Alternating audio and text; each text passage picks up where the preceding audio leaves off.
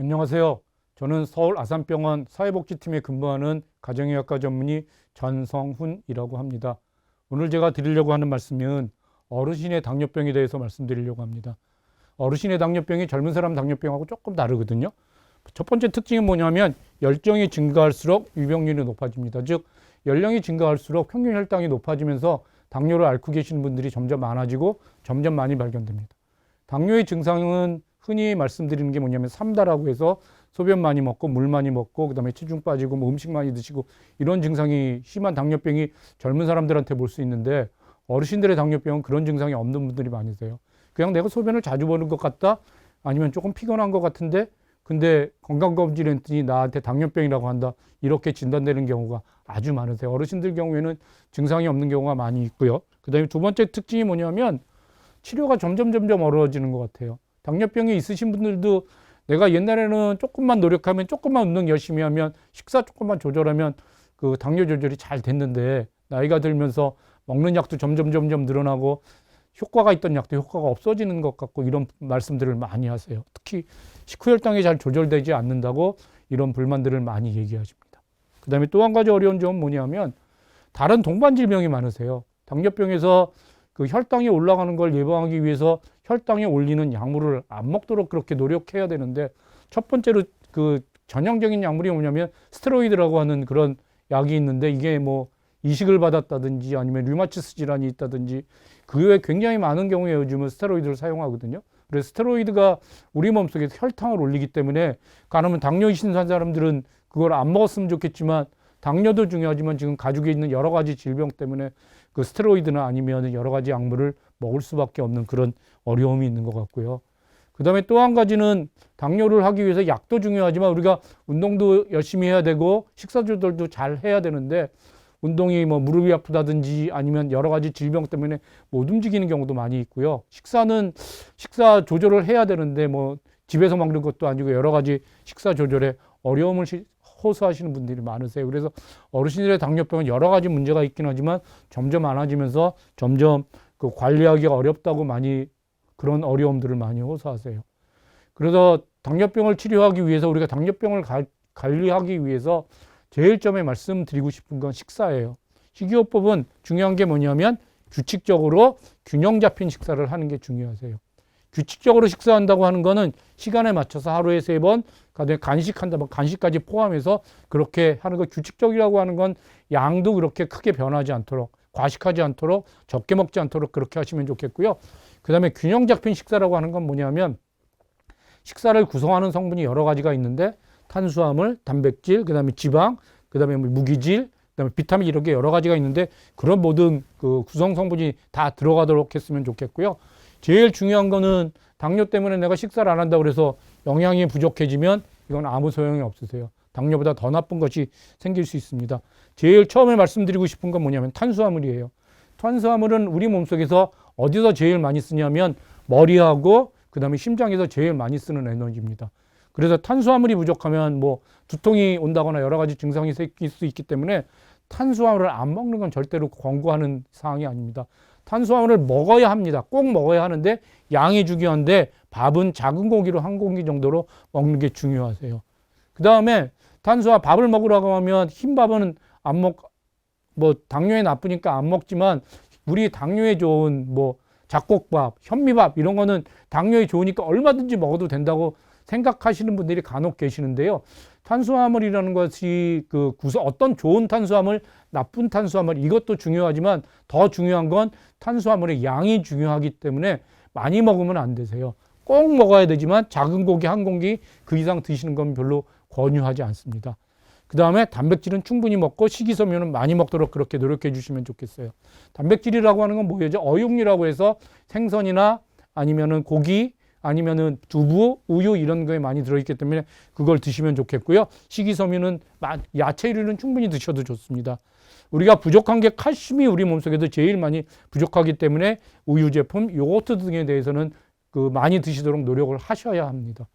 그다음에 지금 제가 말씀드리고 싶은 건 뭐냐면 과일하고 견과류가 일반적으로 우리 건강에 좋은 식품으로 알려져 있어서 과일하고 견과류가 당뇨에도 좋다고들 생각하시거든요. 근데 과일은 과당이 많이 섞여 있기 때문에 그걸 마음 놓고 먹으면, 많이 먹으면 혈당이 많이 올라와져서 혈당 관리가 잘 안 되는 걸 관찰할 수 있고요.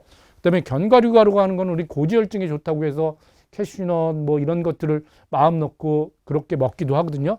근데 견과류도 많이 먹으면 한 주먹 이상 이게 그 밥 한 공기보다 훨씬 많은 칼로리를 가지고 있기 때문에 이것도 마음 놓고 드시면 안 되는 겁니다. 그래서 중요한 건 규칙적으로 균형 잡힌 식사를 해야 하고 영양 부족이 생기지 않도록 그렇게 관리를 하셔야 합니다. 여러분들께서 당뇨라고 하면 어떤 식사를 하시도록 노력하시겠어요? 대개는 이쪽 식사가 우리 건강에 좋다고 생각하실 거예요. 이거는 지금 왜냐하면 왜 좋다고 생각하냐고 제가 여쭤보면 흰밥이 식사 잘 되고 그다음에 이건 순수하게 채식이니까 우리 몸속에서 훨씬 더 좋다고 생각하실 수 있는 그런 거예요. 여기는 지금 뭐 생선이 그다지 나한테는 소화도 잘 안 되고 이거는 기름도 있을 수 있으니까 이거보단 이걸 택하겠다고 말씀하시겠지만 우리 몸속에서는 아까 말씀드렸던 탄수화물, 단백질, 지방, 채소 다 들어있는 걸 먹어야 되니까 생선을 넣어서 단백질을 충분히 드셔야 해요. 그래서 이게 훨씬 더 균형 잡힌 식단이라는 걸 이해하시고 그 다음에 우리가 이게 건강한 식단이라고 생각할 수는 없어요. 당뇨가 없으신 분들도 단백질을 충분히 드셔야 되는 의미에서 이렇게 드시도록 노력해 주시면 좋겠어요. 그 다음에 그 연세가 드신 분들이 공복혈당하고 식후혈당하고 비교해서 어느 식에 더 관리를 어려워하시냐면 그 식후혈당을 더 훨씬 어려워하시는데 식후혈당이 관리가 잘 안 되면 뭐가 중요하냐면 대혈관 합병증이 생기는데 이거는 대혈관 합병증이라고 하는 건 뭐냐면 뇌졸중, 그 협심증처럼 큰 혈관이 막히는 그런 동맥경화가 생겨서 그 혈관이 막혀서 뇌졸중이나 동맥경화가 생기는 일을 관찰할 수 있거든요. 그래서 당뇨 합병증이 여러 가지가 있지만 그런 것들이 생기지 않기 위해서 식후혈당을 조절하는 게 중요한데 왜 나이가 들면 그렇게 식후혈당이 조절이 잘 안 되느냐? 제일 첫 번째 노화 때문에 그래. 노화라고 하는 건 뭐냐면 우리가 식사를 하면 식사 후에 그 인슐린이 정기적으로 좀 더 많이 분비돼 있거든요. 그런데 우리 몸속에 췌장의 기능이 감소해서 식사를 했는데도 인슐린의 양이 충분히 분비되지 않기 때문에 혈당이 잘 떨어지지 않으세요. 그 다음에 또 한 가지 중요한 건 뭐냐면 우리 어르신들이 탄수화물을 너무 많이 드세요. 그거는 아까 퀴즈에서 봤던 것처럼 채식은 좋고 기름진 건 나쁘다고 생각하는 그런 생각을 가지고 계셔서 무조건 감자, 그 다음에 뭐 아까 보였던 것처럼 밥 이런 것만 먹으려고 하고 나물 이런 것만 먹으려고 하고 그 다음에 고기나 이런 것들은 나한테 소화도 잘 안 되고 물론 소화도 잘 안 되시는 면도 있어서 그런 면이 있긴 하지만 육식은 나쁘다고 생각하니까 되게 이렇게 드시는데 탄수화물이 너무 많아요. 그 다음에 우리가 많이 먹을 수 있는 뭐 밥, 떡, 국수, 그다음에 빵 이런 것들이 다 먹기 좋고 맛있고 편하기는 하지만 탄수화물로 이루어져서 혈당을 많이 올린다는 거 꼭 기억해 주시면 좋겠고요. 그래서 아까 말씀드렸던 규칙적으로 필요한 만큼 드시는 게 중요해서 많이 드시지 않는 게 중요하고 그 다음에 적게도 먹으면 안 돼요. 체중이 줄면 안 되는 것도 굉장히 중요하다고 말씀드릴 수 있겠어요. 운동은 어떻게 하느냐? 이건 일반적인 운동의 원칙이에요. 일주일에 300분 정도 운동하시도록 노력하시는 게 좋겠고 그 중에서도 그 걷기는 조금 운동이 부족한 면이 있으니까 땀이 나는 듯하게 운동하시도록 그렇게 노력해 주시면 좋겠고 그게 빨리 걷기, 자전거 타기, 수영 연습하기예요. 이거 하시면 해보시면 알겠지만 한 10분만 하시면 땀이 축 나게 돼 있으니까 일단 그렇게 하시면 좋겠고요. 천천히 걷는 거는 물론 뭐 무릎이 아프시거나 허리가 아프신다고 해서 그렇게라도 하면 좋겠지만 더 하실 수 있는 분은 좀 더 빨리 걸으셨으면 좋겠고 운동을 좀 더 하실 수 있는 분들은 등산, 배드민턴, 줄넘기 이런 것들을 150분 한 번 했을 때 30분 정도 해서 그렇게 시간을 좀 줄여 하셔도 좋고요. 그 다음에 이런 것도 다 안 되시면 최소한 한 번에 10분 정도 운동해서 이런 걸 여러 번 모아서 일주일에 300분이 될 수 있도록 그렇게 열심히 해주시면 좋겠고요. 그 다음에 집안일도 할 수 있으면 그것도 운동 효과가 있는 걸로 알려져 있으니까 운동을 하시도록 그렇게 하시면 좋겠고요. 이게 일반적인 운동 원칙이고요. 그 다음에 당뇨 환자에서 특별히 더 말씀드리고 싶은 게 여러 가지가 있는데 첫 번째로 연세가 드셔서 당뇨가 진단되면 이제부터 내가 당뇨를 없애버리기 위해서 당뇨를 몰아내기 위해서 운동을 아주 열심히 해야지 하고 이렇게 당뇨가 진단됐을 때 운동을 새로 세게 시작하려고 했을 때 제일 문제가 되는 건 뭐냐면 과연 내가 운동을 할 수 있는지 그 운동이 우리 몸이 버틸 수 있는지를 검사해 보는 게 중요하거든요. 그래서 그때 꼭 필요한 게 뭐냐면 연세가 드신 어르신들은 운동부하 검사를 하고 그 본격적인 운동을 하셔야 합니다. 운동 부하 검사라고 하는 건 뭐냐면 내가 이만큼 운동했을 때 우리 몸속이 버틸 수 있느냐, 특히 심장에 문제가 없는지를 확인하기 위해서 하는 검사인데, 러닝머신에 올라가서 심전도를 쭉 차고 그 다음에 뛰면서 걸으면서 그 다음에 심장에 부담을 주는 건데, 심장에 부담을 주는 건 맥박수가 우리 나이에 비해서 되게 어르신들 같은 경우에 100회가 좀 넘어서 110회나 120회 정도 되게 됐을 때 땀이 쭉 나는데, 그때 가슴에 통증은 없는지, 심전도에서 그 심으로 심장으로 가는 혈액이 부족한 게 나타나지는 않는지, 그런 걸 해서 그런 걸 확인하고 난 다음에 운동을 서서히 늘리셔야 합니다. 이게 1번.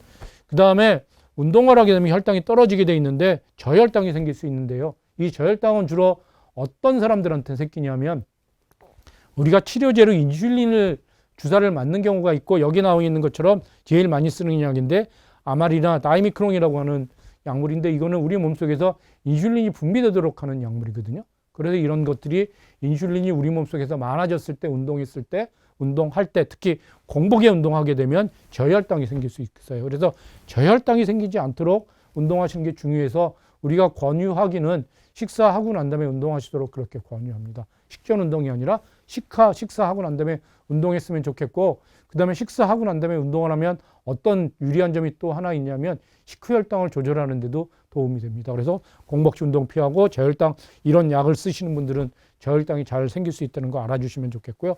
그 다음에 당뇨가 탈수로 인해서 혈당 상등, 심장 기능이 저하되는데, 우리가 당뇨 증상 중에서 소변을 많이 보는 게 상대적으로 우리 몸속에서 물이 수분이 부족하게 되는 거거든요. 그래서 당뇨 환자분들은 운동하시면서 목마르시기 전에 물을 드시도록 해주시면 좋겠어요. 그래서 탈수되지 않도록, 탈수가 되면 이런 여러 가지 문제가 생길 수 있기 때문에, 그래서 탈수되지 않도록 주의하면서 물을 꾸준히 먹어가면서 10분이나 15분 간격으로 물을 먹으면서 운동하시도록 그렇게 해주셨으면 좋겠고요. 그 다음에 당뇨 환자들한테만 생기는 또 한 가지 문제는 말초신경병증이라고 해서, 우리가 발이 다쳐도 모르는 그런 문제가 생기세요. 그래서 발에 상처가 생기는, 새로운 신발 신고 그 다음에 열심히 걸었는데 발에 상처가 났는데 그걸 몰라서 그걸로 인해서 발이 점점 문제가 생겨서 곪고, 그 다음에 감염이 낫지 않아서 다리를 잘라야 되는 그런 경우가 생기기 때문에, 그런 것들을 조심하셔야 되는 게, 당뇨 환자들이 운동에서 일반적인 운동도 하지만 그 다음에 이런 것도 조심하셔야 하고요. 그 다음에 당뇨 환자들은 아까 말씀드린 유산소 운동만 하는 게 아니라 더해서 그 근육 운동도 같이 하시도록 그렇게 신경 써 주시는 게 좋겠습니다. 그래서 근육 운동도 병행하시도록 그렇게 하시면 좋겠습니다. 그다음에 이제 부작용들에 대해서 한번 말씀드리고 싶은데, 우리가 당뇨 조절을 잘 못하면 제일 문제가 되는 게 고혈당 현수예요. 혈당이 너무 높아서 문제가 되는데, 67세 남자 환자예요. 이 환자는 과거에 저혈당을 경험해서 거의 정신이 잃을 뻔했어요. 그래서 저혈당을 제일 무서워하시는 분이세요. 그래서 어저께 저녁에 어지럽고 힘이 없고 이렇게 생기는데, 아마도 이게 내가 아침에 운동을 좀 더 많이 했나, 식사를 좀 적게 했나, 그래서 저혈당이라고 생각하셨어요. 그럼 저혈당이 오면 생각하는 게 뭐냐면, 내가 인슐린 때문에 저혈당이 생기니까 인슐린 끊고 그 다음에 혈당이 낮아졌으니까 식사를 많이 해야 되는데 탄수화물을 많이 드시는 거예요. 짜장면을 많이 드셨어요. 그래서 먹고 싶은 대로 내가 아침에 인슐린을 맞았는데도 그 인슐린을 맞았으니까 혈당이 그 전날 그렇게 됐으니까 그날 아침에 인슐린을 중단하고 식사를 많이 하셨거든요. 그래서 의식조화로 저녁에 응급실로 내원을 하셨어요. 응급실에서 검사해 보니까 혈당이 800이고 당화혈색소는 9.8, 소변에서는 케톤이 나오는 거예요. 식사를 많이 하셨음에도 불구하고 그 혈당이 많이 올라와서 우리가 지금 배고픈 상태가 돼요. 그래서 진단은 당뇨폐성 케톤산증 고혈당성 혼수예요. 그래서 지금 부족한 게 뭐냐면 탈수하고 인슐린이 부족한 게 제일 문제이기 때문에, 이런 경우에는 대량의 수학하고 인슐린으로 치료할 수 있어요. 그래서 고혈당으로 인해서 탈수가 심각하게 생기는 거라, 지금 이 환자 같은 경우에는 치료를 잘 했는데 과거에 저혈당 때문에 무서워서 스스로 인슐린을 중단하고 식사를 많이 한 게 문제돼요. 그래서 우리가 당뇨 관리를 하면서 저혈당이 생기지 않도록 하는 게 굉장히 중요해요.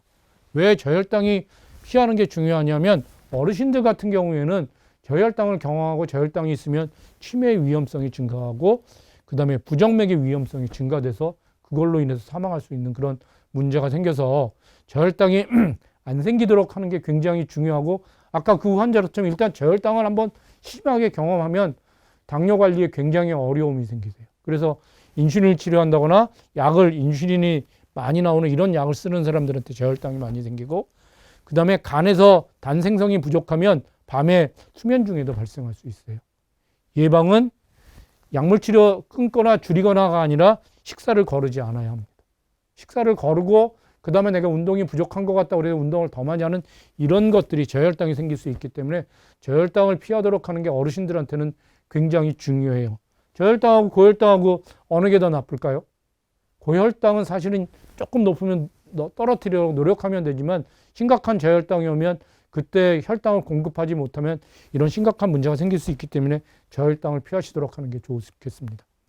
그 다음에 저혈당의 증상이 뭐냐 하면 어지럽고 기운이 빠지고 식은땀, 가슴 뛰고 불안하며 손이 떨리는 증상이 생기고요. 심하면 의식을 상실할 정도로 이런 문제가 생기세요. 되게 경험했던 분들은 이런 정도에서 치료가 했으면 좋겠고요.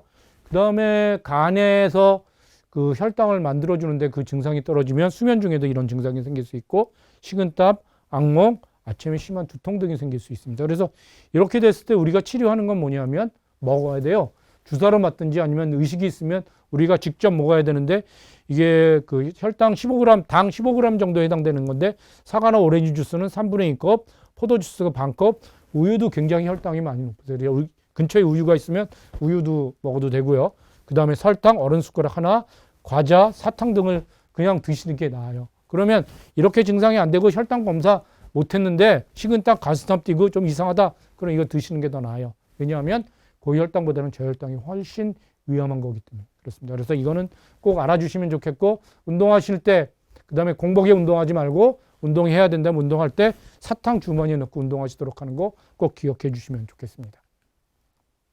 그래서 여기까지 말씀드렸고요. 그다음에 우리가 어르신이 당뇨를 잘 관리했으면 좋겠지만 연세가 많이 드시면 많이 들수록 철저하게 관리하는 걸 별로 권유하지 않는데 그 이유는 저혈당의 위험성을 감수하면서 관리하는 건 아닙니다. 첫 번째로 건강한 상태이시고 기대형 기능이 충분한 상태라면 당화혈색소를 7.0% 이하로 유지할 수 있도록 철저하게 노력해 주시면 좋겠어요. 그래서 일반적으로 내가 지금 크게 건강에 문제 없고 운동을 잘 할 수 있고 그러면 7% 이하를 유지할 수 있도록 노력해 주시면 좋겠고요. 그다음에 건강 상태가 좀 떨어지고 경도의 인지장애는 지금 치매로 넘어갈지 안 넘어갈지 이런 정도로 조금 일상생활에 어려움이 있다면 여러 가지 문제가 생길 수 있는데 특히 저혈당, 낙상 우려 때문에 이런 것들이 생기지 않도록 관리를 해야 돼서 되게 8% 정도까지 이하로 관리를 할 수 있도록 그렇게 노력해 주시면 좋겠어요. 8%가 넘어가면 아까 그 환자가 응급실에 실려온 것처럼 그런 문제가 생길 수도 있어요. 그 다음에 이거보다 더 나빠져서 침대에 누워 있다거나 여러 가지 문제가 생기신 분이라면 그 다음에 만성동발이 증반돼 있고 심한 치매 등으로 인해서 본인이 일상생활이 어렵고 남의 도움을 받아야만 일상생활을 할 수 있다면 당뇨를 그렇게 철저히 6% 당화혈색소를 6% 이렇게 관리하는 게 도움이 안 될 수도 있고 그다음에 저혈당의 위험도 있기 때문에 당화혈색소를 8.5%로 조금 더 너그럽게 관리할 수 있도록 그렇게 합니다. 그렇다고 2 이상 올라가는 거는 당뇨 그 자체로 인한 고혈당으로 위한 합병증이 있을 수 있기 때문에 적어도 암만 심해도 8.5% 이하로는 유지할 수 있도록 그렇게 관리해야 한다는 거 다시 한번 말씀드립니다.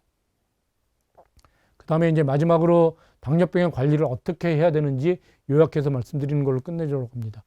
식사는 적은 양이라도 규칙적으로 섭취하고 탄수화물은 낮은 당지수로. 낮은 당지수를 말씀드린 우리 고구마 한번 말씀드리면요. 고구마 감자하고 고구마하고 비교해 보면 고구마가 당지수가 낮아서 고구마가 훨씬 당뇨에 좋은 걸로 생각하실 수 있는데요. 그거는 생고구마 얘기고 맨 처음에 삶은 고구마가 되면 적어도 국수 정도로 나쁜 게 돼요. 그 다음에 그걸 구운 고구마가 제일 맛있는데 구운 고구마 정도 되면 그 식빵 먹는 것처럼 나쁜 거게 돼요. 그래서 고구마도 생고구마는 괜찮지만 당뇨에 크게 나쁘지 않지만 삶은 고구마, 구운 고구마는 당뇨에 나쁘다는 거 알아주시면 좋겠어요. 그래서 낮은 당지수로 하는 거는 탄수화물을 꼭 먹어야 되긴 하지만 혈당을 올리지 않는 걸로 그렇게 드시도록 그렇게 하시면 좋겠고요. 두 번째는 운동 열심히 해야 되는데 규칙적으로 근육 운동을 병행하는 걸 신경 써주시면 좋겠고요. 그다음에 스트레스를 관리해 주십시오. 스트레스는 스트레스 호르몬이 우리 몸속에 나오면 이것들은 모두 혈당이 분비하는 쪽으로 그렇게 작용하기 때문입니다. 그다음에 잠을 잘 주무시는 게 중요한데 11시에서 3시는 우리가 그 혈당을 떨어뜨리는 호르몬이 분비되기 때문에 그 시간에 식사를 특히 11시에서 3시까지 그래서 10시 반 에는 주무셔서 4시 이후에 일어날 수 있도록 그렇게 수면의 질을 높이는 게 당뇨 관리에 굉장히 중요하십니다. 그 다음에 또 한 가지 중요한 건 약을 잘 드시도록 그렇게 하시면 좋겠고 약을 먹으면서 내가 어떤 약을 먹는지 그 다음에 그런 약을 먹었을 때 저혈당을 일으키고 있는 약은 아닌지 이런 것들을 약 드시는 분 여러분께서 잘 알아주셔서 저혈당을 예방할 수 있도록 그렇게 잘 관리해 주시면 좋겠습니다. 다시 한번 그 어르신의 당뇨에 대해서 요약해서 말씀드리면 어르신이 나이가 들면서 당뇨 환자가 점점 많아지고 그 다음에 당뇨 환자들은 그 관리하기가 점점 어려워지고 그 중에서 특히 그 식후혈당 관리가 어려워지는데 식후혈당을 잘 관리하기 위해서는 탄수화물을 많이 먹지 않도록 그렇게 노력해야 하지만 탄수화물을 안 먹으면 여러 가지로 딴 문제가 생기기 때문에 탄수화물은 꼭 먹으면서 건강한 탄수화물을 많이 먹지 않도록 그렇게 식사 관리를 잘 할 수 있도록 노력해 주시면 좋겠고요. 그런데 운동하기가 어렵지만 운동도 꼭 관리를 잘 해서 그다음에 그 열심히 운동할 수 있도록 그렇게 노력하시고 그다음에 근육 운동을 병행할 수 있도록 그렇게 잘 알아주시면 좋겠습니다. 약 잘 드시는 것도 굉장히 중요한 말씀이라고 다시 한번 말씀드립니다. 예, 이걸로 마치겠습니다. 경청해 주셔서 감사합니다.